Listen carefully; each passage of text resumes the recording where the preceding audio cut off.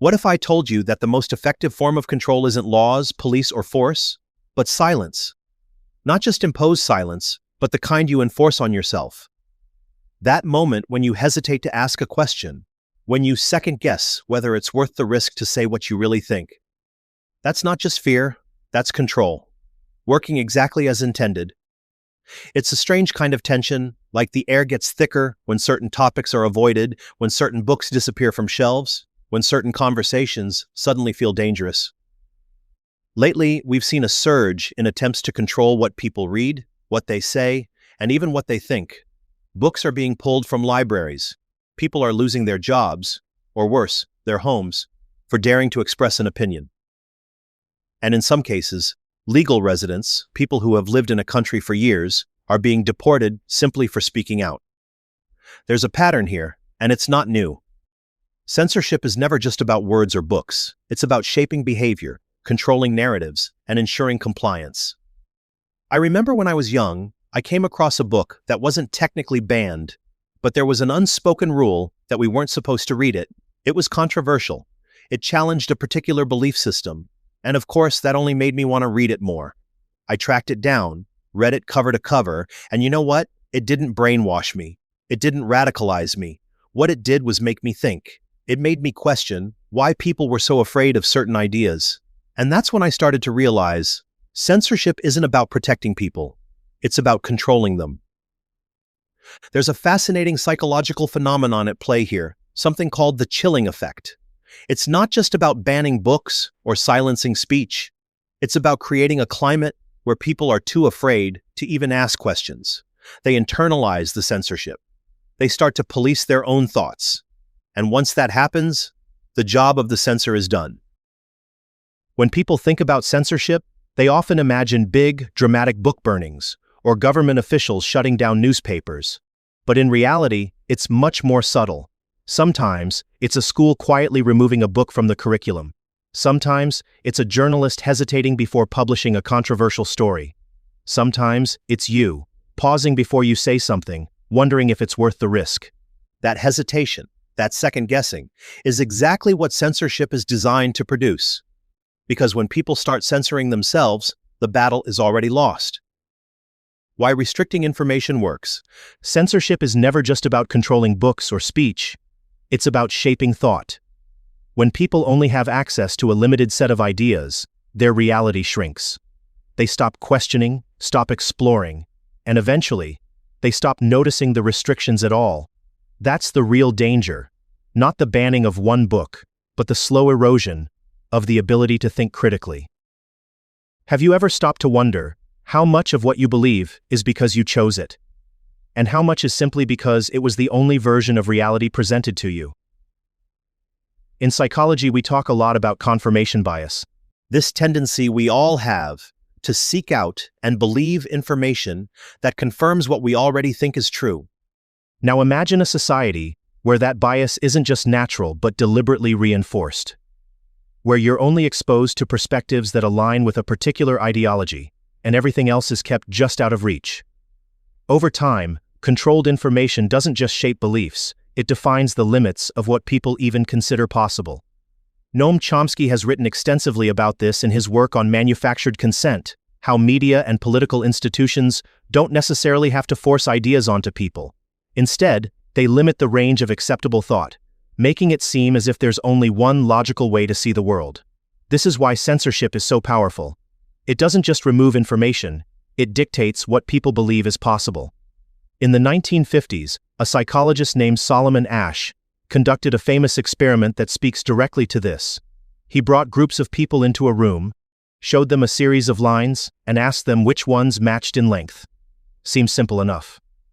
But here's the twist. Most of the participants were actors, secretly instructed to give the wrong answers. The real subject, sitting among them, would hear these obviously incorrect answers again and again. And more often than not, they would conform.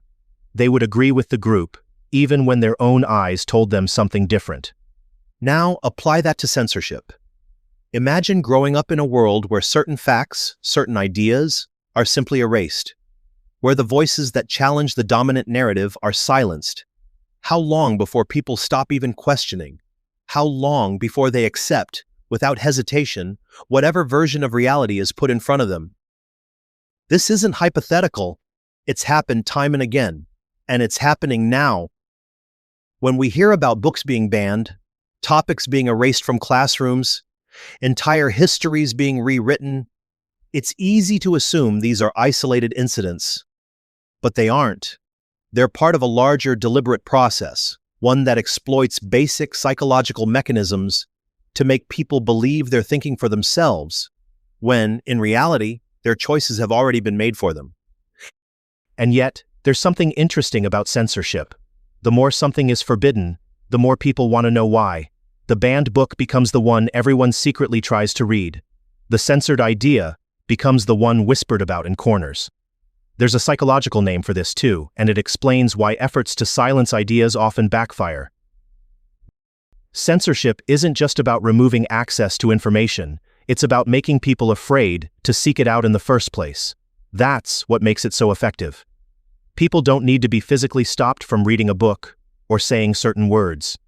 If the consequences seem severe enough, if the risks are high enough, they'll do it themselves. They'll hesitate. They'll self-censor. And eventually, they'll stop questioning at all. This is what psychologists call the chilling effect, when people suppress their own speech and ideas out of fear of punishment or social backlash. And that fear doesn't always come from obvious threats. It's often more subtle, creeping into everyday life in ways that are easy to ignore until it's too late.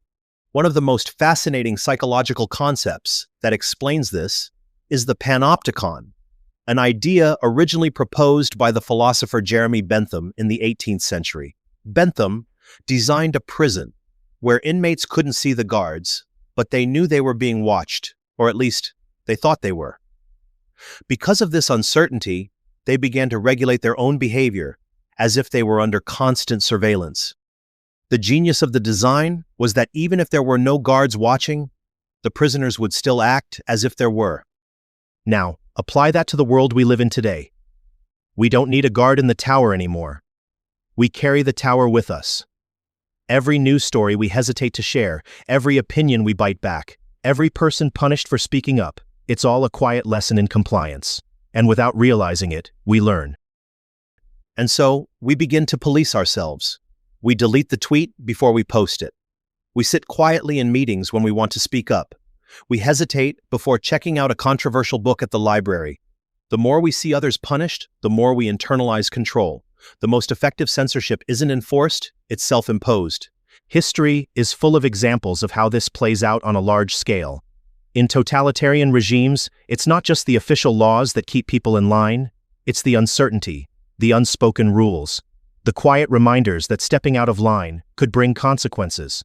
The Soviet Union mastered this, creating a culture where people feared even being suspected of dissent. Families were afraid to speak openly in their own homes. People were arrested in the middle of the night, not always for what they did, but for what they might have thought. And when fear becomes that ingrained, you don't need an army to enforce control.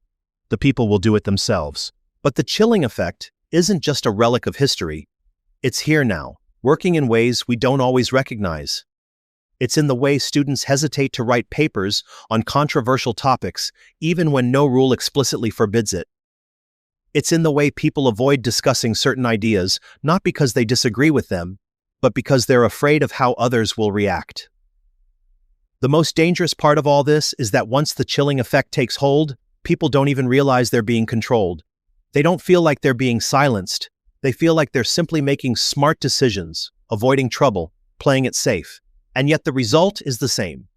Fewer questions, fewer challenges to the status quo, and a society that slowly learns to accept whatever version of reality is handed to them. And yet, there's something deep in human nature that resists this kind of control. Even when the risks are high, some people push back. They seek out the forbidden. They question what they're told.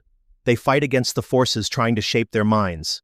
There's a psychological reason for this too, and it explains why censorship, despite all its power, never fully succeeds. Let me explain the concept of psychological reactance, why we push back. As much as censorship tries to control thought, as much as the chilling effect makes people afraid to speak, there's a fundamental truth about human psychology that gets in the way. The harder you try to take something away, the more people want it. This is called psychological reactance, a concept developed by Jack Brame in 1966. Reactance is the emotional and cognitive pushback we feel when we believe our freedom is being restricted.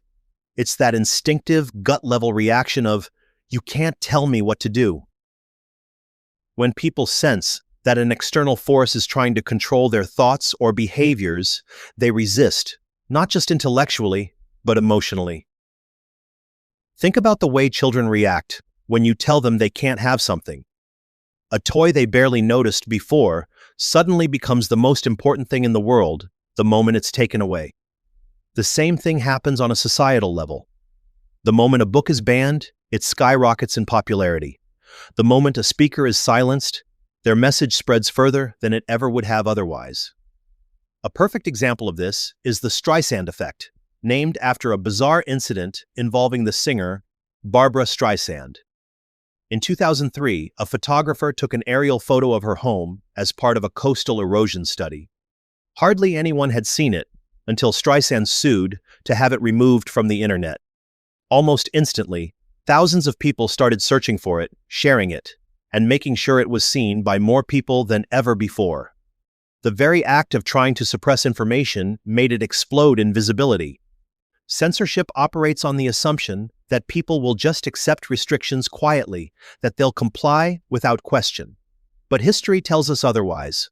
The more authoritarian the control, the stronger the resistance. From the underground printing presses in Nazi Germany to the banned literature of the Soviet Union, people have always found ways to subvert censorship. Information has been smuggled across borders, ideas have been whispered behind closed doors, and entire movements have been built in secret. There's something deeply human about this need to push back against control. When books are banned, people find ways to read them. When speech is silenced, people find ways to communicate. And this resistance isn't just about defiance, it's about something even more fundamental, the need to understand, to explore, to know. Mikhail Bakhtin, a Russian philosopher, had a concept called the carnivalesque, the idea that suppressed voices will always find an outlet, that the controlled and orderly world will always be disrupted by bursts of rebellion. It's why banned art always finds an audience. It's why underground movements have shaped history. And it's why, even in the most oppressive environments, people find ways to break through. Attempts to control thought always meet resistance. The human mind wasn't built to be contained, and the harder authorities push, the more people fight back. Even when censorship seems to be working, even when fear keeps people silent, something remains underneath. And that's what makes the battle for control so complex. The human mind resists being contained. It questions, it doubts, it seeks. That resistance is a good thing. It means the door never fully closes, that ideas don't simply disappear just because someone in power wants them to. But the question remains, what do we do with that resistance? How do we make sure it leads to something productive, something that keeps us from falling into the psychological traps of censorship? That all comes down to how we train our minds, and whether we're willing to do the hard work of thinking for ourselves. Now let's discuss how to resist the psychological trap of silence and defend cognitive freedom. Censorship isn't just about what we're allowed to read or say, it's about how we think. And the greatest danger isn't that a book is removed from a library or that certain ideas are made off limits. The real threat is what happens inside our own minds when we start to accept those restrictions as normal, when we hesitate before asking questions, when we stop seeking out different perspectives, when we let the fear of consequences shape what we think is true. That's why the most important resistance to censorship isn't political, it's psychological. It's about refusing to let your mind be controlled, even when the pressure to conform is overwhelming. The first step in resisting censorship is recognizing when it's happening. And this isn't always obvious. Censorship doesn't just come in the form of laws or bans. Sometimes it looks like social pressure, the quiet but persistent message that certain ideas are unacceptable, that asking certain questions will get you labeled as dangerous or ignorant. It's in the way some topics are treated as untouchable, the way certain views are shut down before they can even be discussed. When you start to notice this pattern, you begin to see how often people are discouraged from thinking critically. The next step is strengthening intellectual humility, the ability to recognize that you don't have all the answers, that your perspective is shaped by the information you have access to, and that the only way to grow is to seek out different viewpoints. This is one of the best defenses against censorship, because the more you actively challenge your own beliefs, the harder it is for anyone else to control them. One of the greatest thinkers in psychology, Jean Piaget, talked about the difference between assimilation and accommodation, two ways we process new information. Assimilation is when we take new ideas and fit them into what we already believe. But accommodation is harder. It's when we allow new information to reshape our understanding, even when it's uncomfortable. Censorship thrives in environments where people only engage in assimilation, where they reject anything that challenges them. But the healthiest minds, the most resilient thinkers, engage in accommodation. They let themselves be changed by what they learn. And that brings us to the most powerful act of resistance: seeking out the knowledge that others would rather you ignore. Read banned books. Listen to perspectives you disagree with. Study the history that gets rewritten. Ask the questions that make people uncomfortable. Because when you do, you're not just protecting yourself from manipulation, you're keeping the very concept of free thought alive. There's an old saying that the mind is like a parachute. It only works when it's open. And that's exactly why censorship exists. Because an open mind is unpredictable. It's dangerous to those who seek control. It asks too many questions, sees too many possibilities. And that is exactly what makes it so powerful. The world will always have people who try to control thought, who try to dictate what others can know, believe, or express. But history shows that, in the long run, ideas are stronger than any attempt to suppress them. The most powerful governments have fallen because of a single idea. The most carefully controlled societies have been undone by people who simply refuse to stop thinking. And that's the challenge, isn't it? To refuse to stop thinking. To refuse to go silent. To be aware of the pressures that try to shape what we believe, and to push back against them, not with anger, not with blind rebellion, but with the one thing that censorship can never fully destroy: the ability to think freely. Because once you know how to think for yourself, once you see the patterns of control and manipulation, you can't unsee them. And that is how freedom, real freedom, begins.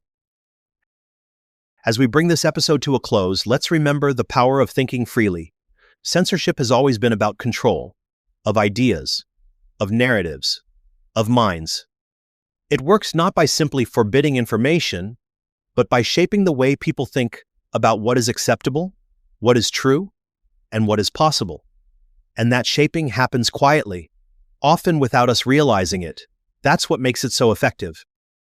But here's the thing about the human mind: it resists control. No matter how many books are banned, no matter how much speech is silenced, no matter how much fear is instilled, people still ask questions. They still wonder. They still seek. That's why censorship never truly succeeds.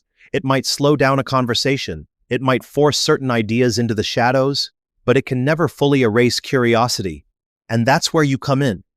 Because in a world where silence is encouraged, where information is carefully curated, where people are pressured to conform, thinking for yourself becomes an act of defiance. It's not always easy. It's not always comfortable, but it is necessary. So I want you to ask yourself, what ideas have you avoided because you were told they were wrong? What books have you not read because someone else decided they weren't worth reading? What conversations have you stayed silent in? Not because you had nothing to say, but because you weren't sure if it was safe to speak. And then, I want you to push back. Read something that challenges you. Listen to someone you disagree with. Question a belief you've always taken for granted. Not to be contrarian, not to rebel for the sake of rebellion, but to remind yourself that your mind belongs to you. Because that's what this is really about. Not politics, not ideology, not even the books or the speech that get restricted. It's about whether we allow ourselves to be told what to think, or whether we take ownership of our own minds. The moment we stop questioning is the moment we let someone else decide what reality is for us.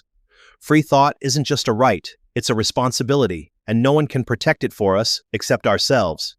But the moment we choose to think for ourselves, to stay curious, to seek knowledge, to refuse to be afraid, that is the moment we reclaim it.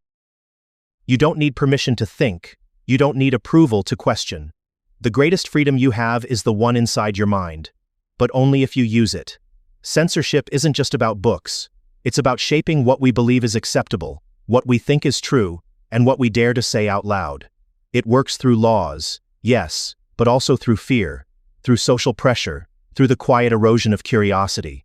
It succeeds when people stop asking, stop wondering, stop resisting. That choice is yours. So keep thinking, keep questioning, and never let anyone, decide what your mind is allowed to hold. That wraps up this episode of The Psychology of Us with Professor RJ Starr. Each conversation is a step toward greater understanding of ourselves, each other, and the forces that shape human behavior. Listeners are invited to continue the conversation by sharing their thoughts, questions, and topic suggestions at profrjstarr@outlook.com. Every message helps shape future episodes, ensuring the discussions remain relevant, thought-provoking, and meaningful. For those who find value in these explorations, subscribing and leaving a review is a great way to support the podcast and bring these insights to a wider audience. Until next time, stay curious, stay thoughtful, and keep exploring the psychology of us.